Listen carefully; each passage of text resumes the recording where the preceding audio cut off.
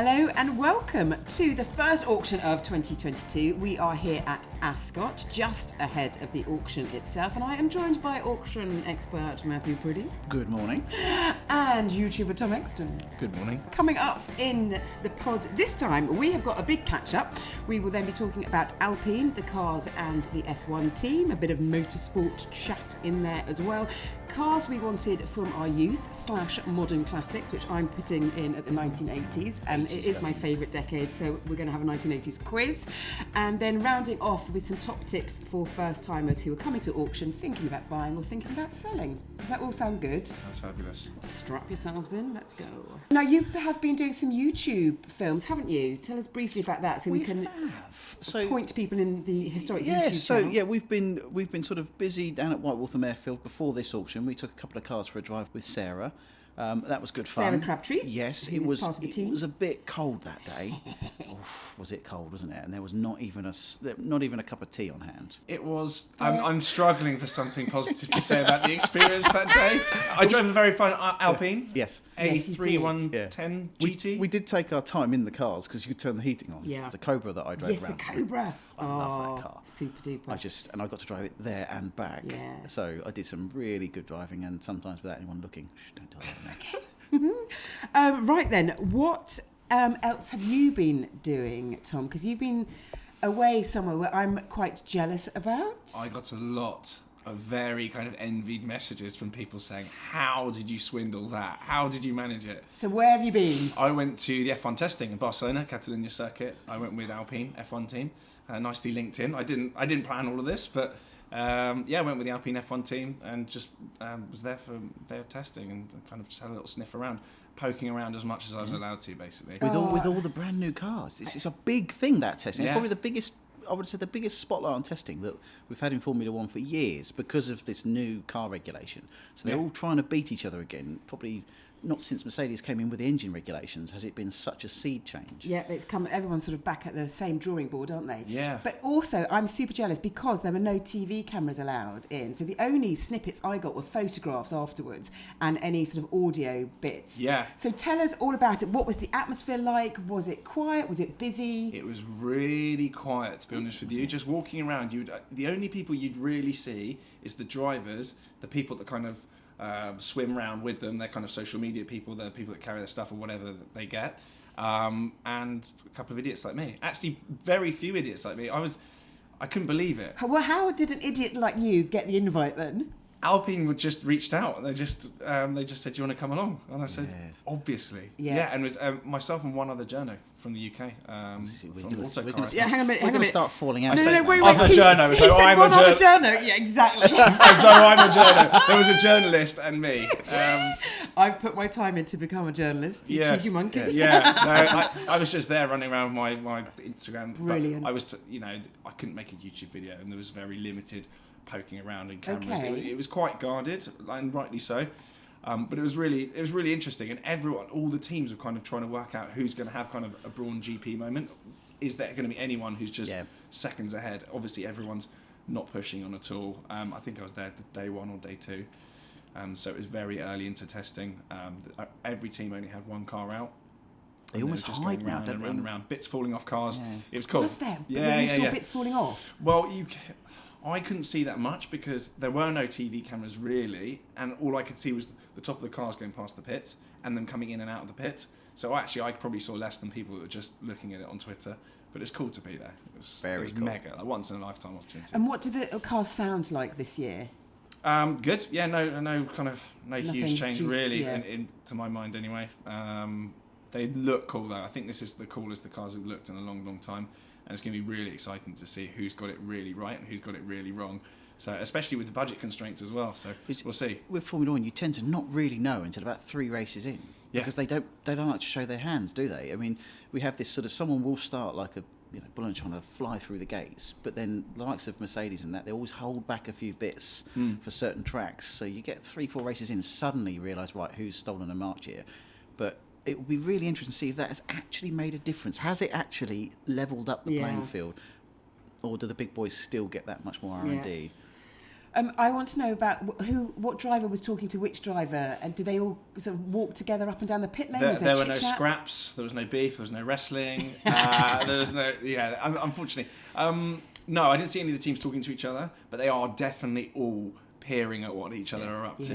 And I suspect by the end of the season, all the cars are going to kind of converge into whoever's doing the best thing. They're all going to kind of merge into the same thing pretty much. The hospitality side of things, catering, what did you get up to? So Alpine being a French team, hospitality was amazing. It was literally like being in a restaurant. They must have had the best food in the whole kind of in the paddock. It was unbelievable. Was it in one of those big trucks? Like amazing. We see them all unfold, and you're like, oh my god! All the motorhomes were there. Red Bull had their like stand-in temporary one for whatever reason. A stand-in temporary, which was still like 5 times bigger than my house, and Mercedes had a temporary one as well. So the two sort of big boys, they didn't have their mental one there. I don't know where they were, what they were doing with them, but. And did you eat with Ocon and Fernando Alonso? So Ocon was literally sat on a table like this with us, just having a chat. I've actually met him before. We went to a base performance simulators years ago, and he actually was in, the little glass box behind the simulator where they kind of monitor what you're up to. Yeah. And he basically just watched me driving around on the grass on this F1 simulator to the point where I think he just started playing on his phone. He had enough. But I've met him before. He's wicked. He's really nice, really normal. He's a great guy. How about Alonso? Really cool. Alonso's one of my favourite. I didn't meet him. He was going round and round when I was there. I was only there for kind of 5-6 hours, and he was basically just in the car the whole time. And it was Ocon's day off, so I think one driver's lapping and the other guy's doing like media stuff all day, and then they swap over. Yeah.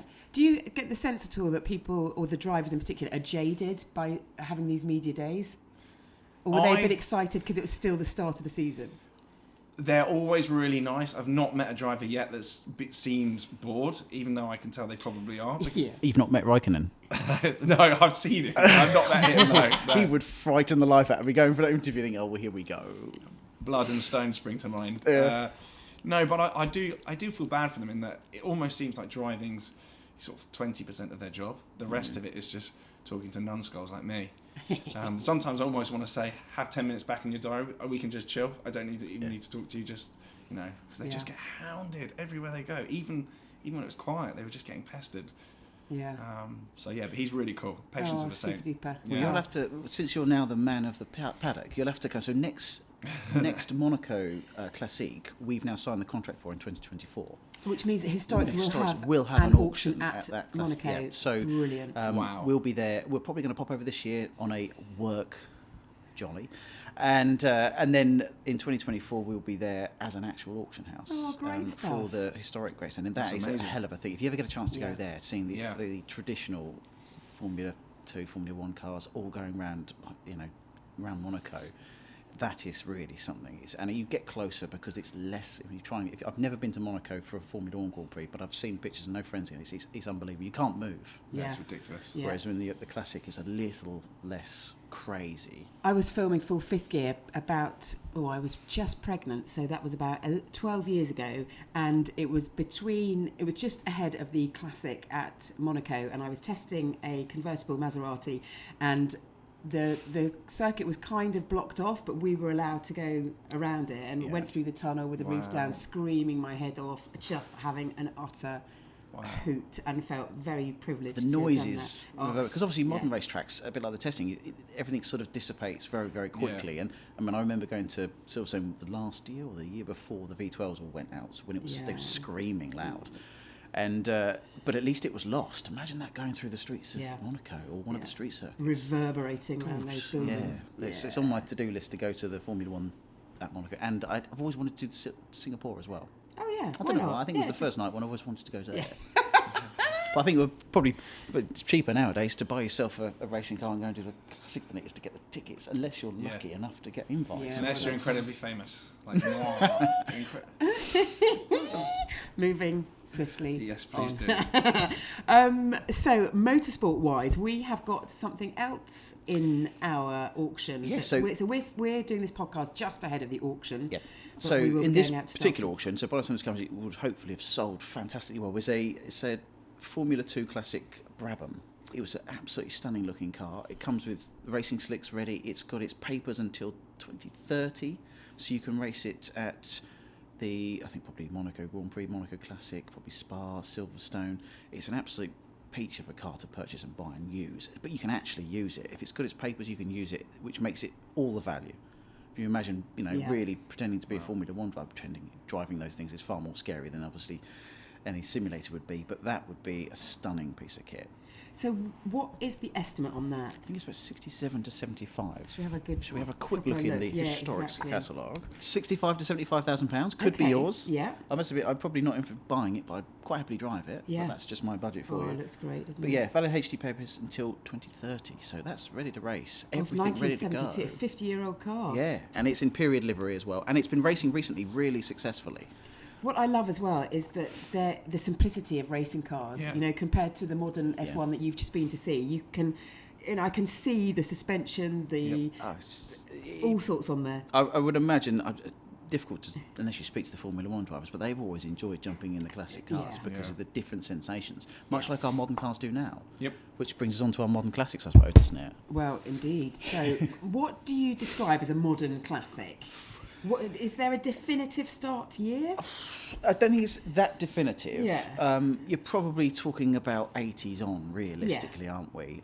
Anything that's 70s, 60s is probably still in the classic, and into the 80s. They're obviously, with any classic, there's that sort of tax MOT drop-off to sort of really classify it. But I think anything 80s on would probably be defined as modern classic, although it keeps moving, of course.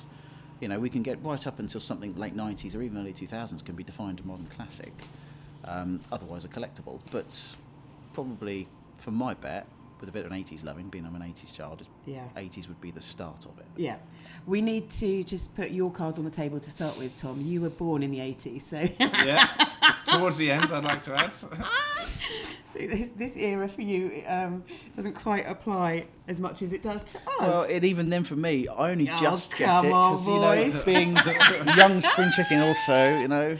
So I think even though I was born 81, I look back a bit and I remember everything sort of not as when I was 9 years old, of course, but I remember being in my teenage years, and those 80s cars are still cool at that point. Well, one of my favourite 80s cars is an Alpine, actually an A610 turbo, V6 engine. I remember driving it for some car magazines and just fell in love with it. I just thought it was a proper sports car, and just really fun, but you just don't see them around many. We don't get that many through the auctions. Very few. I think very few have been kept in good condition, and then until someone suddenly sells them for a fantastic value, no one pulls them out and looks after them and restores them. Yeah, exactly. Which is the tale of many modern classics. They can be worth nothing for so long, and then suddenly you'll get one just goes through an auction that makes stratospheric value, usually with low mileage and in impeccable condition, and then suddenly everyone realises, oh blimey, I've got to go and buy one, I've got to restore it. Another of my favourites from the 80s is the Ford XR2. Yes, it is. Isn't it? And of course we've got one of those in this auction, so that's between, I think, £13,000 and £16,000 for an estimate. Yep. Yeah, which is pretty much what you paid for it in the 80s, brand new. Have you owned one? No. Did you want to? Oh yeah.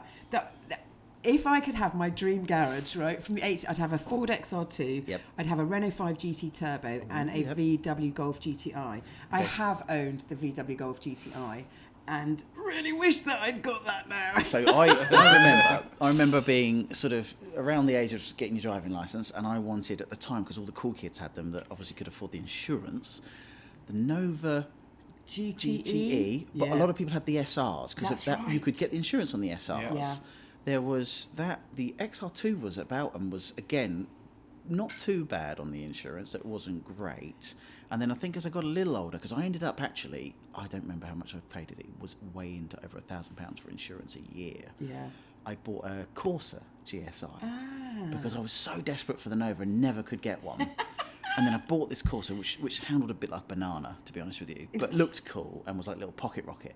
But I remember thinking the amount of money I was spending on the insurance was just stupid, absolutely ridiculous for a young lad. But honestly, if you said that you could have a hot hatch or even a mild hatch for £1,000 insurance, I would bite your arm off today as a teenager, because today, it's horrific. It is many thousands. It's under 1 litre now. It's pretty much all they can really drive around without parents having to put them on insurances and all that old jazz. Oh gosh, that's awful, isn't it? Crikey. Any cars that got away for you that you would like to have had in your garage? Modern classics. Modern classics. I've got a couple of 80s cars already. Oh yeah. To be fair. Yeah, I'm kind of. Remind us. I've got an 87 911 Targa, and I've got a Testarossa. This leads us on to a quiz, a 1980s quiz. Oh, I thought you were hiding something. Right, so let us cast our minds back to 1980, or let us indeed tell you what happened in the 1980s. Margaret Thatcher was at the helm in the UK. David Hasselhoff was in charge of the singing celebrations as the Berlin Wall came down. And according to random internet searches, we start with the David Hasselhoff question. What car did David Hasselhoff drive in the TV show Knight Rider? I need the year, the make and model. Oh, crikey. Is that No, don't get confused. Is that the one that talked? Yeah, yes. Kit. See? Do I get a point for that? Nope. Oh, yeah, go on, I'll give you one. Thank you. It's not a Pontiac Firebird? It's a Pontiac. Oh, I'm pretty sure I can probably cheat, but I'm not going to. Oh, it's not a Firebird, no. It's a... No, I'm gone. I've Trans lost Am. So it's a Pontiac Trans Am. Yes. Made in which year? Oh, blimey. So if it's an 80s car, it wouldn't have been brand new, though. I wouldn't have thought. Is it an 82? Yes. Well done. Good man. Did you read that? Nope. Right. What was the best-selling car of the 1980s? Again, according to random internet searches. Right, 80s were all about Fords and Vauxhalls, I'm sure. Is this in the UK only? Yes. Right, so Fords and Vauxhalls. So we've got Astras and Escorts or Fiestas. What do we reckon? I'm just going to go Ford Escort. You're going to go Escort. I reckon... I'm going to go with the Astra. You're going to go for the Astra. I'm awfully sorry, but the youngster has beaten you. Oh! Escort. Really? It's the only 80s car I could think of, really, that would have sold loads of. Okay, Magnum PI, Tom Selleck, Yep. had a Ferrari 308 GTS. Yep. This is one of my favourite TV shows. Please go and have a look on YouTube. I'm sure there's some terrific episodes you can watch. However, just tacking away from cars for a bit and onto a subject that Tom and I love, which is dogs, what were Magnum's bosses... His two Dobermans, what were they called? His boss was called Higgins. Higgins had two Dobermans. What were the Dobermans' names? Never a fan of the show. I've got nothing on this one. You've got to go back and watch it. It's just terrific. I might have to. No, I would be completely... A show about Ferraris and dogs. I need in on this. No idea what their names are. Okay, the two dogs are called two names, and I love the show so much that I have two dogs, and I call my two dogs the same name. Zeus and Apollo. I know that was slightly off-piece, that one, but thank you for playing dogs, along. I'm sold on that. And now you'll go back and watch. I will do. Yeah, totes. When was the world's first in-car CD player launched? In the I 80s. would have said that's late. Yeah, in the 80s, well done. Point number 2. 3 even. But this is a quiz about the 80s, so I can't give you anything for that. I would have thought later in the 80s. And a bonus point for giving me the manufacturer. Oh, the name of the CD manufacturer. Blaupunkt. Blaupunkt. No. No, damn it. Okay. Okay, is it 86? Okay. 87. 84. Oh, I win. I was closer. Pioneer. Pioneer. Yeah. Those guys. My final 80s quiz. This was back when you would get you'd always get your stereos stolen out of your car. Exactly. Yeah. You have to take the front of it off. Yeah. And put it in the glove box. Well, so we do it at auction. And then you go back and somebody had smashed in the passenger window, open up the glove box and taken it out. Yeah, perfect. That actually happened to me. Really? Yeah. Yeah, we still take the fronts off of the stereos in the auction in case they go missing. And I keep thinking, no one's going to steal those anymore. Like they're not. Well, yes, where would you? Who would? What would you do with it now? It's not like there's no black Maybe market. the modern classics market is clearly Maybe it's going to boom again. So yeah, question number 5. In 1985, which manufacturer was the first to offer a CD player on its options list? It's got to be Mercedes. It's got to be Mercedes on the S-Class. I mean, they just throw everything at that. Don't know. VW. Mercedes. Yeah. Always the S-Class. Yeah. The first car with everything. Excellent. Oh, well done. I'm awfully sorry, but you didn't manage to win that one, but good effort. I tried. Congratulations, Mr. Priddy. Those extra 6 years in the 80s have paid dividends there, haven't they? So going into our auction, just can you give us some tips if somebody is coming for the first time, if somebody wants to buy a car from auction, do they need to come with a bag of cash? So, how do they take the car home? What happens? Anything with auctions, buying, consigning. I mean, we're at auction now, so the guys that will be here already, but when this goes out, we probably would have finished the auction. We're looking to the next auction. But either way, key things about consigning cars, speak to your auction negotiator. And consigning means selling, doesn't Selling, it? yeah. So first thing, give them a call. Don't do too much research until you've made that phone call first. Talk to them about the car you've got. They will tell you if it's a good car for auction to start with. There's not every car that suits there, and we're ruthlessly honest, to be honest with you sometimes. If it's not going to make a good value, we will tell you this isn't the route for you. Or if you've got your expectations too high or even too low, we can try and adjust those. From that point on then, we'll go through the process. We'll tell you what the commission structures are, how we would sell it for you. Now, if you're buying cars at auctions, any auctions, whether it be historics or any other auctions, do your homework. And I do say this a lot, but just do your homework. Don't just look at some pictures and a price and think, oh, that'll do. Once that hammer falls, you are the legal owner of that car. If you then go and pick it up and don't like it, I'm afraid you've owned that car. That is part of how an auction works. But most auction houses, much like historics, do offer open days. We offer 3. So Wednesday, Thursday and Fridays, all Before days. the auctions, we yeah. invite people to come down to look at the cars, the paperwork. Not enough people inspect cars. Do all of that. Get your homework done. Know what you're buying. Buy with confidence. Now, people will say, well, why would you want people to know all ins and outs of cars? Well, confidence is the key. We like to consign the best cars we can. And if you're confident, you're going to bid stronger. So from our point of view, it makes much more sense because you're going to bid more money and the seller will make more money and the buyer will be happier with their purchase. So all of that. And do you have to come with a fully working credit card, or can you have finance deals? There's loads of options. So we've got deals with insurance companies, we've got deals with finance companies, which will all be found on our website and through our social media channels. I won't list them all now. But I said, if you're going to finance a car, have a look at that all beforehand, just so you know it's there. But there's no huge rush. If you purchase a car on a Saturday, even if it's on a bit of a whim, our chaps Ian Rogers here will take the car away into storage for a week or two. It's not a great deal of money. We're talking £150 to move a car and a nominal amount a day. It's not going to break the bank, but it does give you the flexibility to get your money in place, get your insurance in place, and so on and so forth. Equally, if you're really on the ball, you can come along, you can pay for the car, and you can take it home. As long as the auction's finished and you're not still up on the block hammering them away. So you don't have to necessarily, but always make sure these things are in place. We will need a bit of identification so you're a real person. And you do need to make sure you've got money ready in circumstances. But if you're one of those, wealthy chaps with 5 bank accounts across the Cayman Islands, we have got the flexibility to move it into one place, and we'll give you a week to do that. But the great thing is, from an historics point of view, as a selling point of view as well, we guarantee to pay people back in 2 weeks, which is really a quick turnaround. Lovely. I mean, it takes us a week to get out of this place. Yeah, it does. It does. And Tom, what have you got your eye on that we might see you behind the wheel of, potentially, from this auction? I have just got a modern Lister, their Stealth, which is based on the F-Pace, SVR, and there is a Lister in the auction. I have been sniffing around it. It's really rare, isn't it? It's really rare. It's really cool, and that's that kind of era of Listers that people know, apart from the kind of the era of the Knobbly in the 50s and whatever racing. That's the kind of the Lister that everyone really kind of remembers. 6-litre twin turbo. It sounds like an aircraft. And then, Matthew, what's coming up for the next few weeks or months? So we'll obviously wrap this auction up. Then we'll have another podcast in a month's time, which probably me at the helm, unfortunately. Sorry, chaps.